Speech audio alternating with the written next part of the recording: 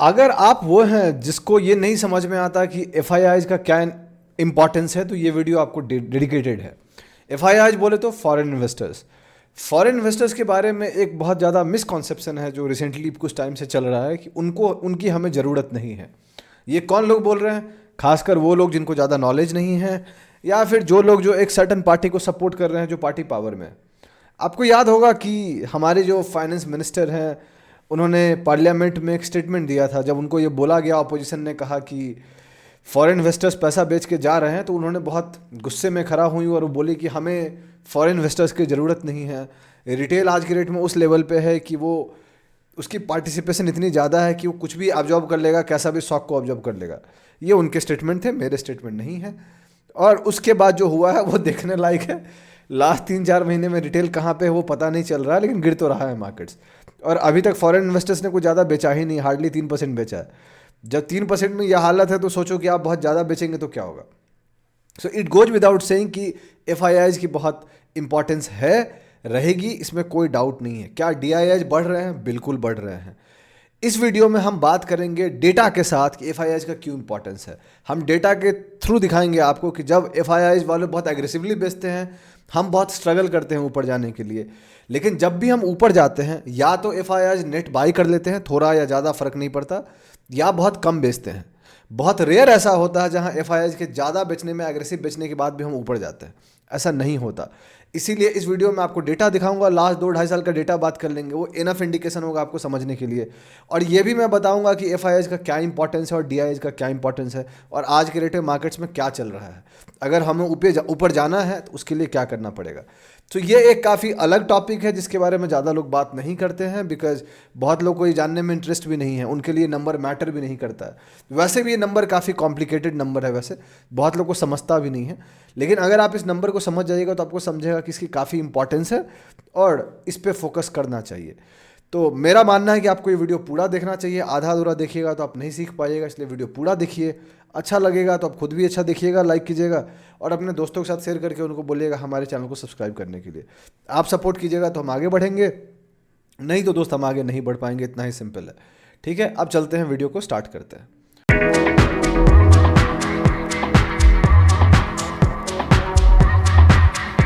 कैसे हैं आप लोग? मेरा नाम ब्रजभूषण है और मैं आप लोग का स्वागत करता हूं आप लोग के अपने चैनल पे जिसका नाम है ट्रेड विद भूषण। जैसा कि आप जानते हैं कि इस वीडियो में हम बात करने जा रहे हैं फॉरेन इन्वेस्टर्स के बारे में। वीडियो का टाइटल है रिटेल कहाँ है, रिटेल कहाँ चले गए। ठीक है, सो आगे बढ़ने से पहले मैं आपको 2 चीज़ बता देना चाहता हूँ। पॉइंट नंबर 1, मैं सेबी रजिस्टर्ड नहीं हूँ, तो जो भी मैं बात कर रहा हूँ इस वीडियो में वो लर्निंग पर्पज है, कोई टीपीआई रिकमेंडेशन नहीं है। आपको ब्लाइंडली मेरी बात का नहीं मानना है। आप अपना रिस्क जरूर मैनेज कर सकते हैं।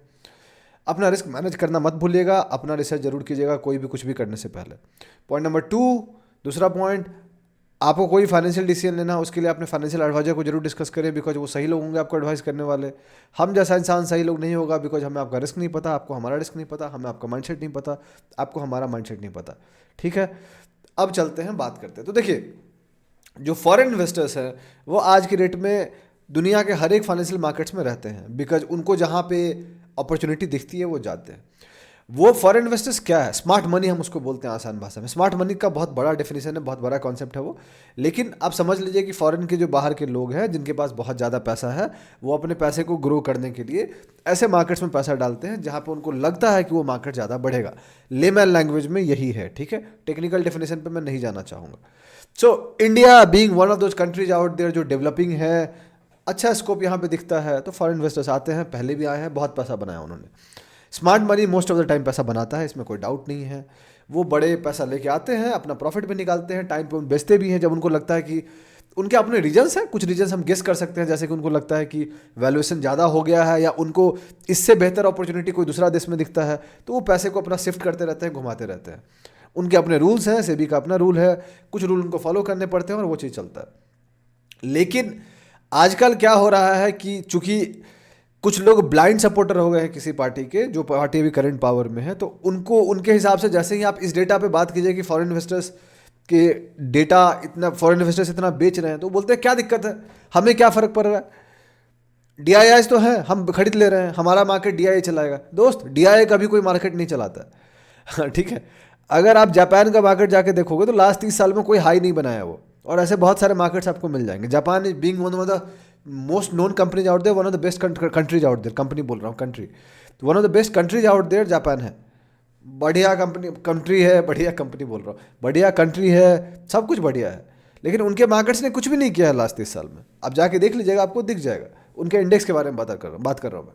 स्टॉक्स ने अपने लेवल पे जरूर कुछ किया होगा, बट उनका मार्केट बहुत ज़्यादा कुछ ग्रो नहीं किया है। क्यों? बहुत सारी वजह। और जो स्मार्ट मनी है उनको लगता भी नहीं है कि वहाँ पे बहुत ज़्यादा अपॉर्चुनिटी मिलेगी, इसलिए वहाँ बहुत ज़्यादा पैसा इन्वेस्ट भी नहीं करते हैं। और भी ऐसे बहुत सारे देश हैं जहाँ पे हमसे बहुत अच्छा रिटर्न मिला है फॉरेन इन्वेस्टर्स को, और वो अपना पैसा वहाँ ले जाते हैं। हमारी आपकी मजबूरी है कि हमें अपने देश में इन्वेस्ट करना है, बिकॉज हमारे पास पैसा बहुत छोटा है, पहला। दूसरा, बहुत लोगों को पता ही नहीं कहाँ पे इन्वेस्ट करते हैं। तीसरा, बहुत लोगों को समझता नहीं है, जानता नहीं है, और बहुत सारी बातें। लेकिन जो फॉरेन इन्वेस्टर्स हैं उनके पास बहुत पैसा है, बहुत बहुत बहुत बहुत ज़्यादा पैसा है। वो अपने पैसे को वहाँ लगाते हैं जहाँ उनका पैसा बनता है। अब हम चलते हैं डेटा वाइज बात करते हैं, ताकि समझने की ज़रूरत है हमें, तो इसलिए डेटा में जो दिखाना चाहता हूँ वो मैं समझाना चाहता हूँ। तो चलते हैं चार्ट्स पे। सबसे पहले आपके सामने निफ्टी का चार्ट है। ये कैंडल जब आपको ये वीडियो आपको मिलेगा तो एक नई कैंडल बन चुकी होगी, बट ये जो कैंडल आप देख रहे हैं, पहले सब कुछ रेड में जा रहा था, निफ्टी उतना रेड में नहीं गया था, लेकिन बाकी सारे इंडेक्स रेड में चले गए थे। और जैसा कि हमने बात किया है कि मार्केट डिफिकल्ट हो रहा है, तो वही हो रहा है। बट फिर आया HDFC का रिजल्ट अच्छी थी, सेंटीमेंट थोड़ा सा बदला, और लास्ट के 1 घंटे में थोड़ी सी बाइंग आई, और निफ्टी ऑलमोस्ट 0.57% पे क्लोज हो गया। But most of the index red में ही क्लोज हुए। लेकिन हाँ, जितने रेड में वो इनिशियली होने वाले थे उतना नहीं हुए, थोड़ा सा बाउंस हुआ। जैसे कि स्मॉल कैप इंडेक्स और मिड कैप इंडेक्स आप जाके देख सकते हैं, हल्का सा नीचे से वीक ऊपर चला गया। तो एक लेवल का ध्यान रखिएगा इस वीडियो में, वही लेवल के बारे में बताने के लिए मैं आपको दिखा रहा हूँ। वो लेवल है 22,800 का लेवल। अगर 22,800 ब्रेक हो जाता है, ये मैंने पिछले वीडियो में बोला है, मार्केट अपडेट में भी बोला है, तो हर वीडियो में बताने की कोशिश कर रहा हूँ ताकि आपको संभल के रहने की ज़रूरत है। अगर ये लेवल ब्रेक नहीं होता अच्छी बात है, अगर ये ब्रेक हो जाता है तो प्रॉब्लम है। ठीक है, अब चलते हैं डेटा पे। तो ये रहा FII's कैश का डेटा। जिस वेबसाइट को हम यूज़ कर रहे हैं उसका नाम है wave.stockis.com। यहाँ पे आप ये डेटा आपको NSE की वेबसाइट पे भी मिल जाएगा, इसमें कोई दिक्कत नहीं है, बट यहाँ पे थोड़ा ठीक ठाक कैलकुलेशन पे, इसलिए मैं सोचा दिखा देता हूँ यहाँ से। तो अगर आप FII's कैश पे जाइएगा तो आपको पता चलेगा, और बहुत सारे डेटा हैं, इसमें कोई दिक्कत नहीं है। हर तरह का डेटा आपको मिल जाएगा, FII's cash market, DII's cash market, और आपको हर एक दिन का डेटा मिल जाएगा। तो हम CM प्रोविजनल में चलते हैं और हम FII's की बात करेंगे, DII's की बात हम नहीं करेंगे। DII's क्या है? Domestic investors, right. और ध्यान रखिएगा, डोमेस्टिक इन्वेस्टर्स में क्या क्या आते हैं। आपका जो पैसा सिप से आता है वो उसी में काउंट होता है, म्यूचुअल फंड के थ्रू जो आता है, और भी बहुत तरीके हैं, बहुत कॉम्प्लिकेटेड चीज़ें हैं। सो अगर आप गौर कीजिएगा जनवरी महीने में, तो पूरे जनवरी महीने में सिर्फ एक दिन को छोड़ दे तो पूरे दिन वो बेचे हैं। ठीक है, और अगर डेटा देखिएगा सिर्फ जनवरी महीने में, जब आज वीडियो आपको मिलेगा 23 को, उस समय उसका डेटा कैलकुलेट नहीं हुआ, लेकिन 22 जनवरी तक ऑलमोस्ट FII's वालों ने 60,859 करोड़ बेच दिया है। ठीक है, 60,000 ऑलमोस्ट 61,000 करोड़ वो बेच दिए हैं। और 61,000 करोड़ बेचने के चक्कर में क्या हुआ? 2.1% नीचे गया। ये आपको क्लियरली दिख रहा है। तो यहाँ पे चेंज इन परसेंटेज निफ्टी दिख जाएगा आपको, और ये आपको यहाँ पे पैसा दिखेगा। मजे वाली बात जो मैं आपको दिखाना चाह रहा हूँ कि जब वो छोटा बेचते हैं और DII's बहुत एग्रेसिवली खरीदते हैं तो हम थोड़ा ऊपर चले जाते हैं, या जब FII's निगेटिव आ जाते हैं और DII's खरीदते हैं तो हम FII's जब पॉजिटिव आ जाते हैं या बहुत छोटा बेचते हैं और DII's एग्रेसिवली खरीदते हैं तो हम ऊपर चले जाते हैं। वो मैं आपको दिखाना चाह रहा हूँ। तो अगर आप गौर कीजिएगा, तो अगर इसी टाइम पे आप DII's का जाके देखिएगा, तो जनवरी महीने में DII's ने ऑलमोस्ट उतने ही पैसा का खरीदा है, लेकिन उसके बाद भी हम 2.1% नीचे गए हैं, जो आपको क्लियरली दिख रहा होगा। ठीक है, इसमें कोई दिक्कत नहीं। अब सबसे मजे वाली बात जो मैं आपको समझाना चाह रहा हूँ वो ये है कि अक्टूबर 2024 में 1,14,445 करोड़ का वो बेचे, और निफ्टी ऑलमोस्ट 6.2% नीचे गया। लेकिन ये इससे ज़्यादा भी जा सकता था अगर DII's इतना एग्रेसिवली नहीं खरीदते। तो अगर DII's का आप जाके देखें अक्टूबर महीने में, तो 1,07,254 करोड़ का वो खरीदे हैं। तो काफ़ी पैसा यहाँ खरीदा गया है, इसीलिए हम बस 6.2% नीचे गए। तो अगर आप गौर कीजिएगा कि FII जब बहुत एग्रेसिवली बेचते हैं तो हम नीचे ही जाते हैं, कितना भी DII's कोशिश कर ले। यहाँ पे बहुत ज़्यादा बेचे, हम नीचे गए, यहाँ पे ज़्यादा बेचे, हम नीचे गए, यहाँ पे कम बेचे, तब भी हम हल्का सा नीचे गए, क्योंकि DII's वालों ने उतने एग्रेसिवली बाइंग नहीं की।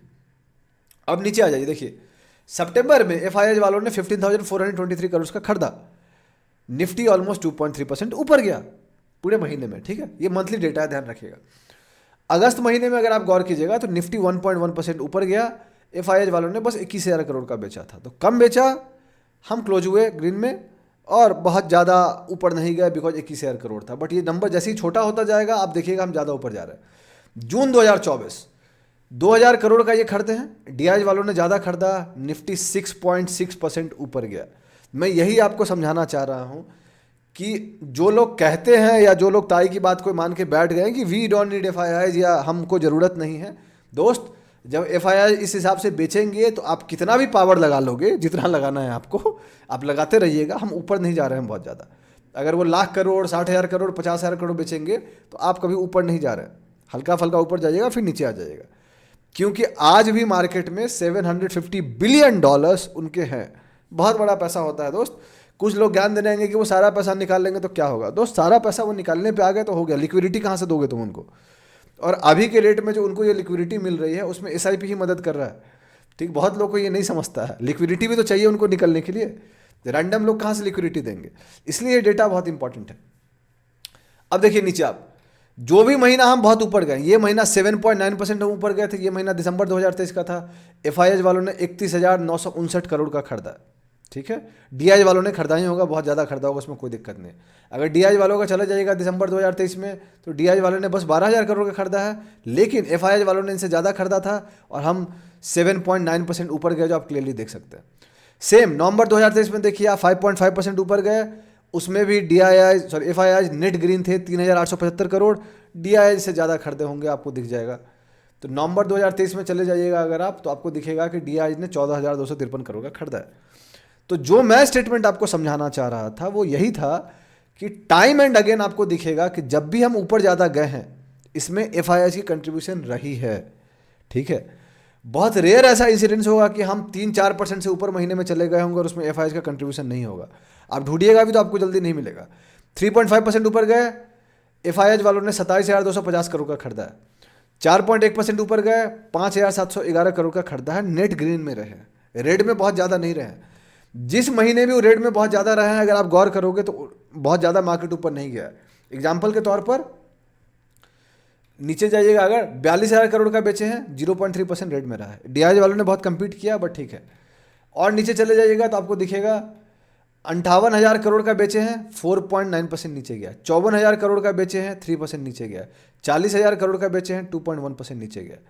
अब देखिए ये एक मजे वाली बात है, जुलाई 2022 8.7% ऊपर गए, लेकिन डीआईआई ने बहुत कम बेचा है 6,500 करोड़ का। अगर यही नंबर मान लीजिए 60,000 करोड़ बेच रहे होते, हम कभी इतना ऊपर नहीं जाते, ठीक है। अब चूंकि यहाँ पे 3 महीना बहुत ज़्यादा बेच दिए तो उनकी भी थोड़ी मोड़ी वो खरीदते हैं, पैसा लाते हैं, तो 6,567 करोड़ का वो बेचे। और इस महीने में अगर आप देख लीजिएगा जुलाई 2022 में डीआईआई को, तो आपको दिखेगा कि जुलाई 2022 में डीआईआई जो है कहाँ गया, 10,546 करोड़ का खरीदे हैं। तो कोई बहुत ज़्यादा ये बाइंग नहीं थी, सेलिंग बहुत ज़्यादा नहीं हुई, इसलिए हम इतने ऊपर चले गए। सो पॉइंट जो मेरा समझाने का था, कि मैं आपको जो समझाना चाह रहा था कि अगर आप चाहते हो 4.1% ऊपर गए 5,711 करोड़ खरीदे, 5.4% ऊपर गए, यहाँ देखिए बस 489 करोड़ बेचे। So if you think anywhere out there, जैसे ही 50,000 करोड़ से ऊपर का नंबर जाएगा, आपको ऐसा महीना जल्दी नहीं दिखेगा जहाँ पे हम बहुत ऊपर चले गए। 58,000 करोड़ 4.9% नीचे। कंक्लूजन क्या है? कंक्लूजन बहुत सिंपल है कि आपको ये समझने की ज़रूरत है कि 6.6% ऊपर गए फरवरी 21 में, एफआईआई वालों ने 42,000 करोड़ का खरीदा है। 7.8% ऊपर गए 48,000 करोड़ का खरीदा है। आपको कॉमन पैटर्न दिख रहा है, 11% ऊपर गए 65,000 करोड़ का खरीदा है। सो दोस्त, इफ़ यू थिंक कि हम मार्केट में नया हाई बना देंगे बिना एफआईआई का, आपको थोड़ा सा और सोचने की ज़रूरत है। ये डेटा आपको वही इंडिकेट करता है, 4, 4.5, 5 साल का डेटा मैंने आपके सामने डिस्कस किया है। 2020 से लेके 2025 तक जो चल रहा है जनवरी महीना, मैंने आपको डेटा दिखाया है और साइड में परसेंटेज रिटर्न भी आप देख सकते हैं। खुद से जाके क्रॉस चेक कर लीजिएगा तो आपको पता चल जाएगा। कंक्लूजन क्या है? जितनी इंपॉर्टेंस डीआईआई की है उतनी ही इंपॉर्टेंस एफआईआई की है। अगर आपके दिमाग में ये कहीं है कि हमें एफआईआई की ज़रूरत नहीं है, फॉरेन इन्वेस्टर्स की ज़रूरत नहीं है, तो आप इस मार्केट को छोड़ सकते हैं, बिकॉज यहाँ पे आपको ज़्यादा कुछ होना नहीं है। या तो अपने थिंकिंग को बदल लीजिए। We can agree to disagree on many points out there, उसमें कोई दिक्कत नहीं है। आपका अपना बेसिक्स हो सकता है, आपका अपने थॉट्स हो सकते हैं, मेरे अपने बेसिक्स हो सकते हैं, मेरे अपने थॉट्स हो सकते हैं। डेटा तो सच बोलता है ना, जो मैंने आपको दिखाया वो डेटा ही है। तो अगर हमें ऊपर जाना है अच्छे से तो हमें एफआईआई की ज़रूरत लगेगी दोस्त। ऐसा नहीं होगा कि एफआईआई कंटिन्यूसली अग्रेसिवली बेच रहा और हम ऊपर चले जाए, नहीं होना। एक महीना ऊपर चले जाएंगे, दूसरा महीना बराबर आ जाएंगे।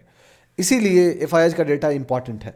ट्रम्प साहब आए हैं, देखते हैं क्या होता है।